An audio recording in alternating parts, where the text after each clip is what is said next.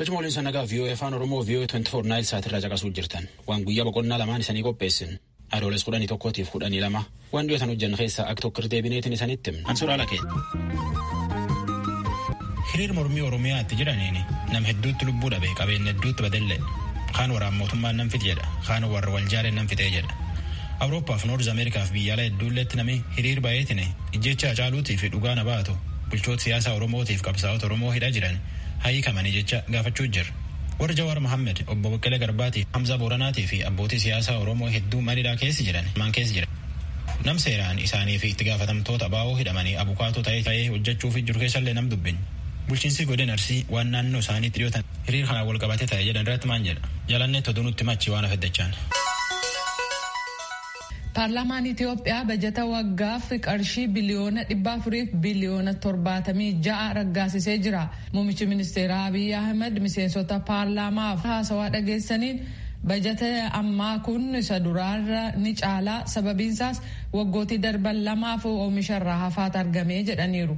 Rakkoo amma jiru kan ilaaleenis kanneen humnaan aangoo qabachuuf muratan dhiiga dhangala'eef itti gaafatamuudha jedhaniiru. Hoogganaan paartii mormituu Iskindir Naggaa fi oduu gabaasaan OMN Shamsaddiin Xahaa kibxata darbee to'annaa jala yeroo oolanitti reebamuu isaanii poolisiin naa mirkaneesseera jechuudhaan koomishinarri koomishina mirga dhala namaa Itiyoophiyaa Daani'eel Baqqala dubbatanii jiru. Poolisiin akka jedheetti haalli uumame sun salphaa akka ture dubbatan jedhaniiru. Obbo Daani'eel Baqqala hoogganoota siyaasaa dhiyeenya kana hidhaman Iskindir Naggaa, Baqqala Garbaa, Jawaar Mohammediin dabalatee kanneen biroos haasofsiisuu isaanii VOA'f ibsaniiru. Ajjeefamuun aartistii Oromoo beekamaa Hacaaluu Hundeessaa hatattamaan namoota dhuunfaa gara miidhuutti kan jijjiirame ta'uu koomishinarri poolisii Oromiyaa Araarsaa Mardaasaa ibsaniiru. Addi bilisummaa uummata Tigraay yookaan TPLF lammiiwwan Itiyoophiyaaf hawaasni addunyaa mootummaa Itiyoophiyaa aangoorraa kaasuuf gargaarsa akka godhaniif waamicha dhiyeessee jira. TPLF ibsa baase kanaan mootummaan Dr. Abiy Ahmed abbaan reetii akkasumas tokkummaa Itiyoophiyaaf sodaadhaa jedhee jira. Hidha laga Abbayyaa kan ilaaleenis fedhii Itiyoophiyaa eegsisuu hin dandeenye jechuun kan himate ibsi TPLF kun aangawoonni mootummaa bulchiisa naannoo Oromiyaa fi aangawoonni mootummaa kanneen biroo mootummaan bulchiisa naannoo Tigraay jeequmsa Itiyoophiyaa keessaa kadheenya kanaa duuba jira jechuun himatu jedheera. Kunis ajjeefamuu weellisaa Oromoo beekamaa Hacaaluu Hundeessaa ni dabalataa jedhee jira. Ajjeechaa Jeneraal Tsaare Mokonniniin kan himatame ajajaa 10 Masaafinti Gaabuu irratti jecha raga baatotaa walitti qabatee dhageessisuuf hojii xumuruusaa abbaan alangaa beeksisee jira. Kanaafis manni murtii kennuudhaaf beellama qabachuusaa Mallaskaachoo ammaa gabaaseera. Eega jechaan wixata halkan artist Hacaaluu Hundeessaa irratti raawwatamu godinaalee Harargee Bahaaf lixaatti namoonni hiriira ba'an ajjeesamuu dubbatu jiraattonni Harargee Bahaa. Eega sana as haalli nageenyaa boora'uusaa kanneen himan jiraattonni kun amma humnoonni mootummaa namoota hedduu hidhaa jiru jedhanii jiru. Ka jiraattonni kun miseensota poolisiif raayyaa ittisa biyyaatu tarkaanfii hin malle fudhataa jira jechuun himatan aangawoonni godinaa immoo seera kabachiisaa jira jedhu. Galmoo Daawwittu gabaase. Jiraattonni godinaalee Harargee lameen VOA'f dubbatan erga mormii kibxata darbee as lubbuun namootaa hedduun akka darbe hiriira mormii godinicha keessatti ta'een booda sammuu hagaa irraa bakka adda addaatti namoonni hedduun qaamolee nageenyaan to'annaa jala oolfamaa jiru jedhan. Jiraataan magaalaa Harmaayaatti akka haala jiru yoo ibsan Harmaayaatti qonnaan bulaan noota nageenyaan reebame ajjeefameera jedhu. Magaalaa Haramaa keessatti akkuma reefu meegaa nama reebaa turanii maal nama gabbee reebaa turanii siinjee ture. Kallattiidhaan amma ajjeesanii jiranii. As magaalaa gara magaaluma walakkaa ganda qoree Dumayyaanii magaaluma walakkaadha. Qotee bulaa nagaa makana kuban qabne nagaa waa takka irra hin jirre nama nagaa deemu asumatti ajjeesan. Namni ajjeefame Harargee Bahaa keessatti hawwataa irratti gara nama 4tu ajjeefamee ture guyyaa jalqabaa. Rasaasaan ajjeefame namni firanuu guyyaa lammaffaa ammoo uleedhaan reebanii mucaa tokko ajjeesanii kan hawwataama keessatti jechuudha. Namni dhaawamee madaa'e immoo gara nama 13ti. Hararri irratti nama 3tu dhaawamee ture. Gara Haramaaya yoo dhufnu ammoo Haramaaya irratti nama tokko dargaggeessa tokko ajjeesanii turanii. Nama tokko ammoo madeessanii turan. Tokko ammoo uleedhaan akka malee reebanii jechuudha. Namni madaa'e nama lama namni du'e nama tokko jechuudha. Gara Dadarii irratti ammoo nama 4 rasaasaan rukutanii. akkasuma ammas gara biraatti hidhaadha kan hammaatee jiru gara Baabbilee gadda barteedhaan akkas hammaatee jira gara Kombolchaatti illeedhaan akkas hammaatee jira nama jumlaan irra guuruu jiranii nama qabsu qeerroowwan jajjaboo qabsoo sana keessatti adda durummaan kaafaman hunda halkan manarra deemanii guyyaas akkasumatti guuraa jiranii mana hidhaa guuraa jiranii akka malee reebicha hamaa jala jirtee ijoolleen toorcharii hamaa jala jiran. Jiraataan kun dhalaa Harammayyaa fi Harargee ba'aa bakka adda addaatti tarkaanfii fudhatamaa jira jedhaniin jiraattonni rakkoof saaxilamaa jiru jechaan dabalanii dubbatu. Jiraattuun magaalaa Dirree Dhawaa tokkollee magaalattii keessatti mormii gaggeeffame irratti lubbuun namaa harka humnoota nageenyaa irratti darbuu himte namoonni hedduunis ammaa hidhaa jiraachuu dubbatti. Gara duwwaa sagalitti addaa duwwaa saddeet ganda laga harree jedhamutti akkasuma bakkoota garaagaraatti namni dhawamees jira. Kan hospitaala jirus jira. Ijoolleen hidhamtees immoo akkasuma jirti. Addaa duwwaa afurii irraas raayyaa ittisa biyyaatii fi poolisii magaalaa nagee idutu olii gadi dargaggeessa funaanaa jira. Haaluma wal fakkaatuun godina Harargee Lixaattis mormii keessa lubbuun namaa darbuunii fi namoonnis mormiin booda hidhamaa jiraachuu jiraattonni dubbatanii jiru. Ahmed Khalil jiraataa magaalaa Cirooti.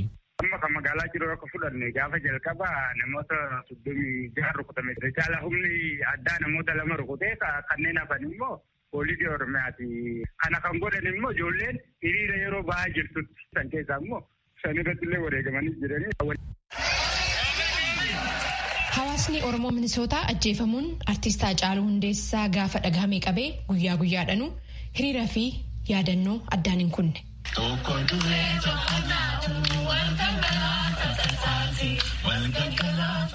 Sirna dungoo ibsuu kaleessa kamisa jechuudha magaalaa Minneapoolisitti gaggeeffame irratti dhimma artistaa Haacaaluu dhiyeessuudhaan uummata boochisuu isheen himame shamarree Oromoo Faaxumaa Badhaasoon dubbise. Haacaaluu Hundeessaa yaadachuudhaaf Powderhorn Park bakka jedhamutti kaleessa qopheessinee turre. Saniin duras qophiin adda addaa ta'ee ture hiriirri adda shanaffana fakkaata. Nama meeqatu hirmaatee tilmaaman jechuudha. Wanni jiru mirri jiru hawaasa bira maal fakkaata? Namni baay'inaan itti hirmaatee namni miiraa baay'een deema. Irra guddaan gadda.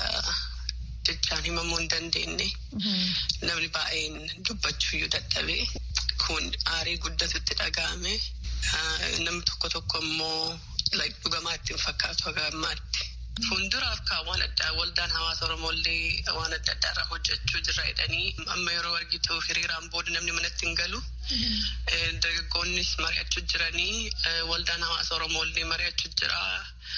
Walumaa galatti namuu fuuldura akkamitti deemnaa akkamitti uummata keenya gargaaruu dandeenyaa akkamitti seenaa Haacaaluu akkuma inni yeroo jiraatee nu dubbatu sanitti isaa dubbachuu dandeenyanii baay'ee marii guddatu deemaa jira.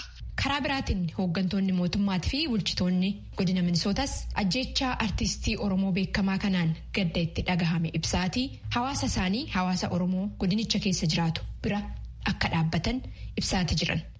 Bulchaan godina Minisootaa Tiim Woz Haacaaluu Hundeessaa muuziqaan addunyaa kanarratti lapheedhaaf sammuu namoota hedduu akka jijjiiru agarsiisee jedhanii hawaasa Oromoo sagalee jabaadhaaf hojii jabaa Haacaaluu Hundeessaa dhabaniif gadda itti dhagahame karaa tiwutarii ibsaniiru. Kantiibaan magaaluma godina Minisootaa keessa jirtu Seent Pool Malvin Kaarter karaa isaaniitiin hawaasa keenya nama muuziqaatii fi qabsoo Haacaaluu Hundeessaa dhabe wajjin jirraa.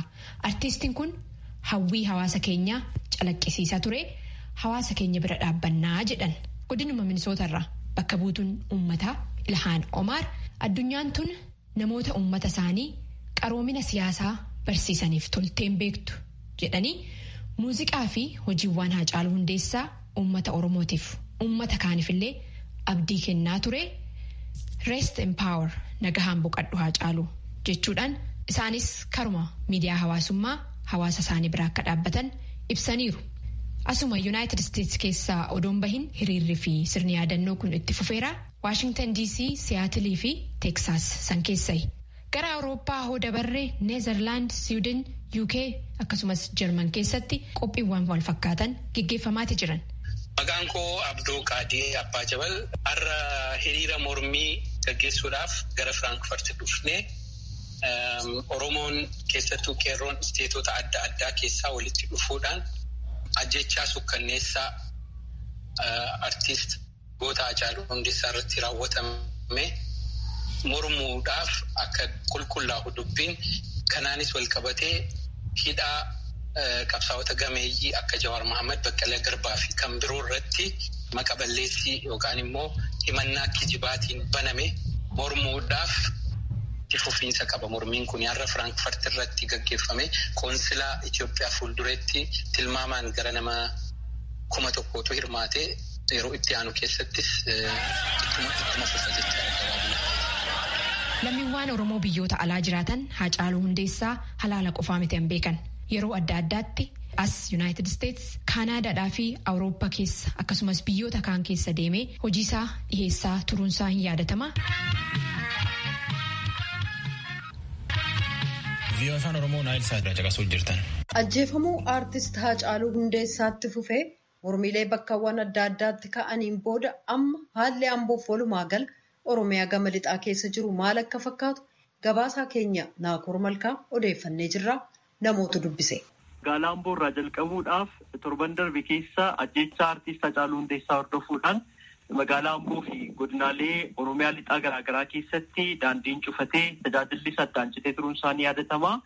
Garuu hidhata kana jalqabee tajaajilli geejjibaa, tajaajilli suuqii, tajaajilli hoteelaa, tajaajilootni hundumtuu bifa gaarii jedhamuun itti fufaniiti kan isaan jiranii.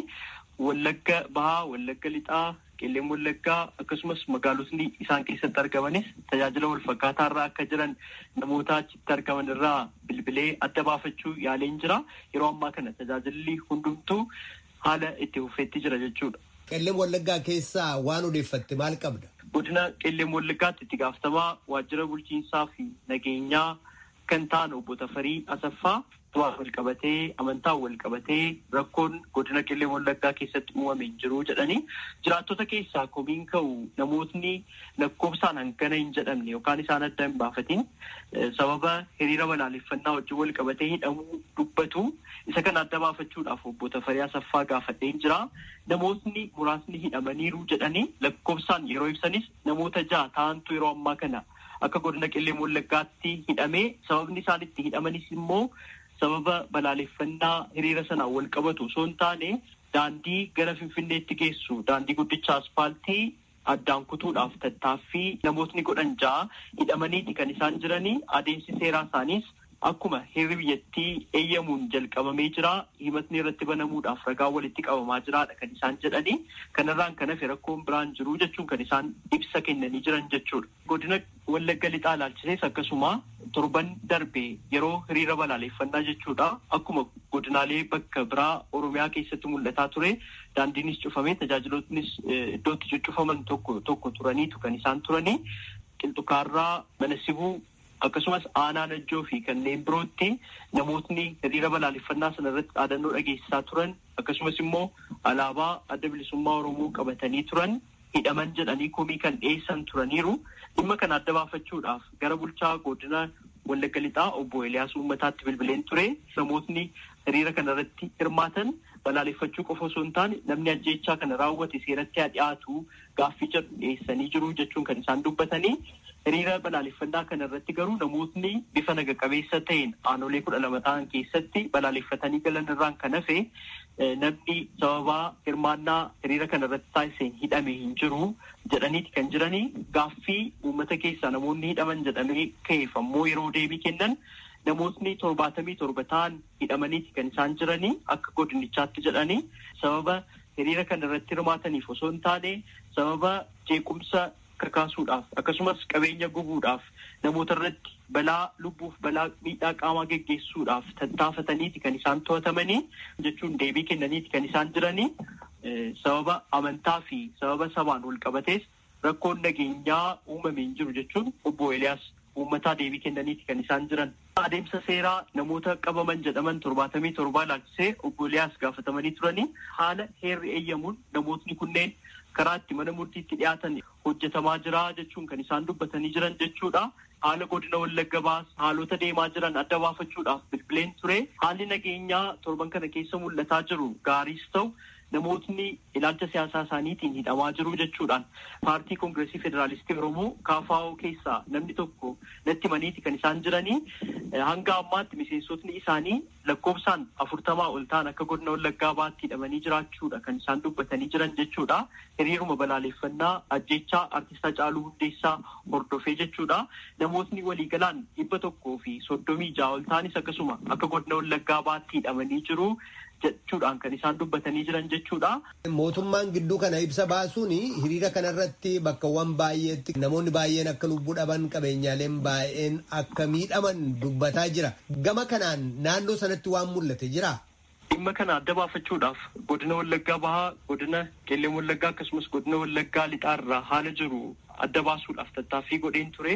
Godina Qeellee Wallaggaa keessatti daandii aspaaltii gara Finfinneetti geessu kan aanaa Sayyoo keessatti argamu namootni kutuudhaaf yaalii godhan jedhan irraan kan hafe balaan lubbuurra qaamarra akkasumas immoo rakkoon biraa ka'ee hin jiru jechuudhaan itti gaafatamtootni naannoo sana jiran nuuf himaniiti kan jiranii. Haa ta'u malee torban darbe keessa gabaasa taasifneen godina Wallagga bahaa magaalaa Naqamteetti walitti bu'iinsa qaamolee nageenyaa fi namoota hiriira balaaleffannaa ajjeechaa artist Haacaaluu Hundeessaa irratti hirmaachuudhaaf ba'an gidduutti taasifameen lubbuun namoota 3 darbuuf namootni 7 ta'an madaa'uu gabaafameeti kan ture.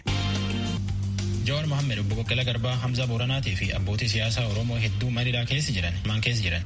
Nam seeraan isaanii fi itti gaafatamtoota abaa'oo hidhamanii abukaatoo ta'eetiin hojjetu. Dr. Tokkummaa Dhaabaa dubbifne. Jaridham seenne dubbisuu hin dandeenye jedhe. Eegii itti gaafatamtoota isaanii hidhanii paartiin KFO maan keessa jirti. Itti gaafatamaa KFO Dr. Mararaa Guddinaa dubbifne namoota namtu dubbise. Profeesar Mararaa gidduu kana eegaa artistiin beekamaan Haacaaluu Hundeessaa ajjeesame booda mormiin ka'ee ture. Mormii sanarratti immoo namoonni hidhamuun waan adda addaa dhaga'amaa jira. Kanneen keessaa kanneen hidhaman hoogganotaa fi miseensota jaarmiyaa keessaniiti. Mee sun haala akkamitti jira naa ibsaa? Hidhaa waan itti fakkaata. Gaafa duraa Baqqalee Garbaa faa, Hamzaa Booranaa faa, Jawaar faa maal qabee nama gara 30 oliitti kan hidhame. Sana keessaa qajeeltuutti gargar baafachuu dandeenye eenyutu miseensa keenya eenyutu miseensa keenya miti kan jedhu. Har'a immoo Dajanee Xaafaa dabalamee hidhameera kan jedhu naga'e. Iddoo baay'ee quunnamtiin keenyas rakkoo ta'eef eenyutti hidhamee eenyutti hidhamnee gara kana ijoolleen hidhaman jiru, gara Shashamannee ijoolleen hidhaman jiru, gara Adaamaas ijoolleen hidhaman jiru. Gara Baalee kanas nama baay'eetu hidhamaa jira. Miseensa keenyas geeddartuu keenyas maalis kan ta'ani gargar baasuun si rakkisaa jechuu kooti. Garuu warri silaa maqaan qajeeltutti beekamu warra nama siin jedhe kanadha. Profeesar Mararaa gama mootummaatiin waa hidhaa kanarratti yeroo ibsa gaafannu ka jedhamu ajjeefamuu artistii beekamaa Haacaaluu Hundeessaa wajjin wal qabatee mormii ka'e irratti namoota jeeqama ka'e sana bifa adda addaatiin gargaaruutti shakkamani kan qabamanii jiranii qorannaan irratti geggeessamaadha ka jiran. Kana jaarmaan keessan akkamitti ilaala? Jaarmaan keenya waan lama warra mootummaattis ergaa dabarsu. Tokko akka sabni itti amanutti ajjechaa kana qaama bilisa ta'een kalalachuu jechuu kooti. Bilisa ta'een qulqullaa'ee sabattaa dhiyaatu. Sabnis waan baay'ee jira, mootummaanis waan baay'eedha. Wanti kun baasu qulqulluu qaama bilisa ta'een qulqullaa'ee dhiyaatu. Isa jenna ibsas baafne ibsa keenyas mootummaan waan kanatti fakkaata. Warra qaama mootummaa keessaa beekuttis bilbila himuuraaleera. Lammaffaa immoo warri hidhaman kun warra akka Jawaarfaa kun hidhamuu isaaniirra biyya kana kan tasgabbeessu hiikamanii tasgabbeessuu keessaa hoogala wayyaa isa jedhu sana ergaa dabarseera. Ammas kanan jedhu hidhaarraa dubbii iddoo baay'eedhaan rakkoo qabu jaa ta'uu fi waan qabatama guddaa mootummaan haa harkaan qabaanne shakkii dhaadhiidhuun dubbichatti balleessatti walitti buusa malee waan tasgabbeessu jaanatti fakkaanneef isa ergaa keenya karaa keenyaa kan jiru mootummaan eegee akka isaan tasgabbii keessatti qooda fudhatan akka godhu yaalleerraa jechuu kooti.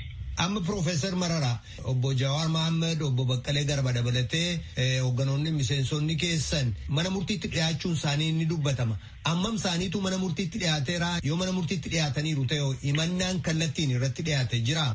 Kani televizyiinii gubbaatti kan argamee fi maatiin isaanii kan itti Baqqalee Garbaa fi Jawaar Mohammedidha. warra kaan egaa warra dhiyaatan nan argaa fuula isaanii qajeeltutti argachuu hin dandeenye. Namni Hamzaa Booranaa jedhanis miidiyaa gubbaatti namni beekamu waa'ee miseensi keenya dhiyootti ta'ee isaan waan dhiyaatan natti fakkaata.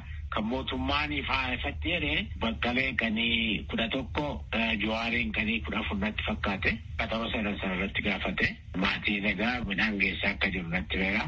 Kanadha kan jiru. Har'a garuu kan hidhame Dajanee Xaafaa ganama hidhame kan jedhamudha. Fagoo irraan jiraannee fi maatiin har'a ganama gara sa'aatii 10:00 gara bari'utti ennaa deemu hidhame kan naan jiru kan natti hime. Inni gamaana murtiitti gara inni yaadne har'a jaata'eef jechuu kooti. Jidduu kana garuu iddootti ijoolleen hidhaman kan jedhu maqaan naa ergamaa qajeeltutti gargar hin baafne. Rakkoon bal'aa jira. Miseensa keenya keessas maalis ta'ee aboo keessaas gara namni 5 warri liidarshiippii keessa jiran. Gamaniiruu akkasiitu jira. Profeesar Mararaa obbo Baqqalaas obbo Jawaariinis dabalatee namoonni qabaman kun eessatti akka hidhamanii jiran beekamaadha. Yoo beekamaadha ta'e maatii fi abukaatoon isaanii deemanii dubbisuu danda'u. Iddoo turi maakalaa biyya sana bukkee 3ኛ poolis dhaabaa kan jedhamu wayii jira. Yeroo tokko Addis Ababaa poolisii irratti fakkaata. Garuma Goorgisii ol achitti ramuu isaanii Itoophiyaa Sabaawi Mafti Koomishiniin namni jedhu Dr. Daaneel Baqqalee kan jedhamu dubbisee natti meera. Jawaariif Baqqalee. Ana Maraa Baqqalee fi maatii Jawaaris darbee nan bilbila. Midhaan kennuu akka danda'anii Ana Maraa Baqqalee illee ani midhaan naan fidiin naan jedheera jettee eeggadda natti himteetti. Wanta akkasii jira. Warri xabaqoonni garuu quunnamuu waan danda'an natti fakkaatu. Isa tokko gaafadheera. Nama onaatti hin quunnamne naan jedhee gaafan quunname garuu deebiinsii bilbila naan jedhee. Eenyu? Abdul Jabaar jedhamu tokko yaaleen hin dandeenye inni miidiyaan dubbateera. Namni biraas jira. Maaliif akka quunnamuu dadhaban waan dubbatan jira abukaatoleen isaanii sun?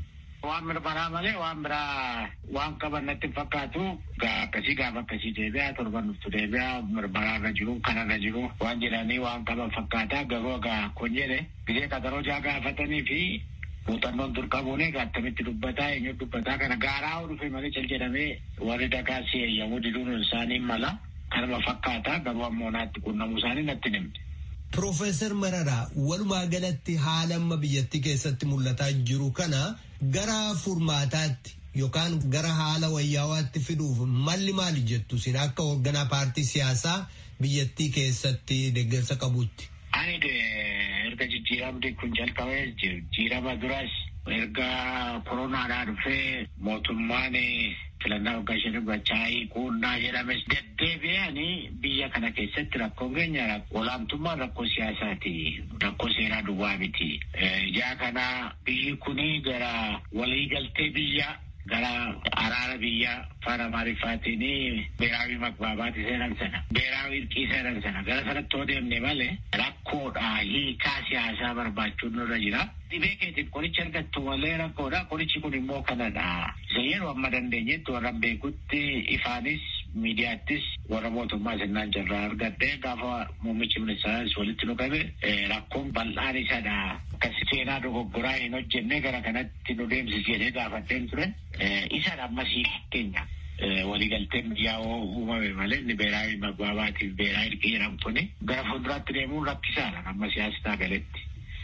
Gama keessaniin akka paartiitti yaaliin gootan jira yookaan immoo gama mootummaanis haa ta'u gama paartiilee mormitootaatiinis haa ta'u yookaan immoo walitti dhufeenya gamlameeniitiinis haa ta'u yookaan qaama walaba ta'eenis haa ta'u gara toora kanaatti geessuuf yaaliin jalqabame jira kan quba qabdan.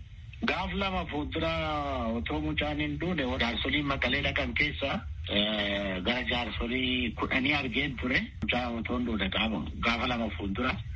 Biyyi kun garamitti deemtee attamitti deemtii maal wayyaa maal nu gortitannaan isuma nammasitti beekana waliigaltee biyyaa barbaachisaadha. Kun immoo hundi mootummaadha. Garee hoogganaanis kanatti amananii kana keessa hoo galan malee hiikoo laafaa hin qabu jedhee isaanis gaafsana walitti dubbachaa turre gara jaarsolii 10 ta'u abbaan gadaa kan keessa jiru abbaan gadaa Bayyanee Sanbatoo jechuu kooti. gara kanatti kutannoodhaan deeman malee biyyi nagaa argachuun rakkisaadha. Yeroo nugusaatii qabee dargii dabalatee mootummaa mallasii dabalatee kanuma keessa darbanne hiikuun argamne ultimate ture. Erga Hacaaluun du'ee rakkoon dhalate immoo warra silaa mootummaas warra hin beeku mootummaachis dubbachuu warra danda'ani. Ergaa kana warra mootummaatti nu dabarsaa jedhee haaleera. Ofii kootis immoo warra mootummaa keessa naa bilbilanii anis bilbilee fi rakkoon kuni karaa kana hiikame wayyaa warri hidhaman kunis hiikamanii otoo biyya tasgabbeessuu keessatti qooda fudhatanii bu'aa irraa arganna isa jedhu saayintismeedhaa ibsas baafneef. Achi booda gara fuulduraatti kan hiike jira. Homtuun jiru. Durataa Koongireesa Federaalaa Oromoof durataa Gamtaa Madirak Piroofeesar Mararaa Guddinaa ibsanaaf kennitanii guddaan sin galatoomsadha. Anis jaraanaa kennameef sinan galatoomsadha. Dhaggeeffattoota keenya abukaatota seeraa hoogganoota mormitootaa amma hidhaa jiraniif dhaabachuudhaaf wal gurmeessan keessaa Dooktar Tokkummaa Dhaabaa bilbilaan argadhe haala amma hoogganoonniif miseensonni siyaasaa hidhaman kun itti jiran gaafadheen ture akkana jechuun naaf ibsan.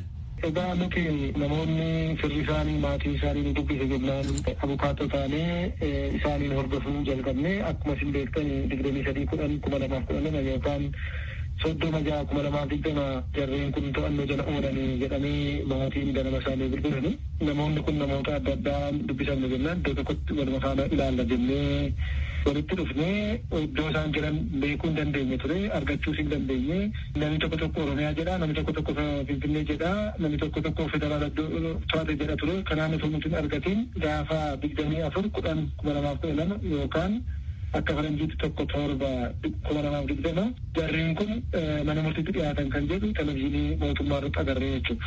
Kana egaa otoo abukaatoo isaanii argin mana murtiitti dhiyaachuun isaanii baay'ee nutti dhagahame sirriis akka hin taane hubanne gaafa 25/10/2012 yookaan 2/7/2020 tiimiin abukaatoo kun wal garree waliin mari'annee deemnee garreen kana dubbisuudhaaf waajjira poolisii yookaan immoo komishinara poolisii Finfinnee deemnee jechuudha lafa isaan jira jedhamanii akkuma nuti gaafanneen jiru garuu har'a sun dubbisiisuu hin dandeenyu hojiin nutti baay'atee jira sin dubbisiisuu hin dandeenyu kun yoom jechuudha gaafa 25/10/2012 yookaan 2/7/2020 jechuudha. Guyyaan isaa jimaata ture sin dubbisiisuu hin dandeenyu sanbata lamaan sin dubbisiisuu hin dandeenyu hojii duree dhuftus sin dubbisiisuu hin dandeenyu hojii qabna gaafa lammaffoo yookaan har'a jechuudha sa'a 8tti koottaati dubbisuu dandeessu jedhanii beellama nuu kennanii nunis nagaadhaan beellama fudhannee baane. Kanaaf dagaa namoonni biraas akka hidhaman dhageenye jennaan namoonni akkamitti abukaatoo jarreen kana ta'an dhaga'anii kanneen hoogganaa bilisummaa Oromoo sitti dabalanii kan akka Caaltuu Taakkaleefaas kan akka Kunuuneel Gammachuu faanatti jiru kan akka Mikaa'el Booran fa'aa jiru jedhanii maatiin isaaniif dubbisan jennaan walumaan ilaalla jennee har'a akkuma beellama qabnutti sa'a 8tti hundi keenyanii argamnee gaafachuu gaafa dhaqnu poolisiin meeshaa gurguddaa qabatee mooraa sanatti marsee jira namni nutti siquu hin danda'u karaa sana namni hin darbu nuunis rifannee maal inni jennee waraqaa eenyummaa abukaatoo keenyaa ol qabannee waraqaa diinaa ol qabannee itti siqne jennaan irratti dubbatanii maal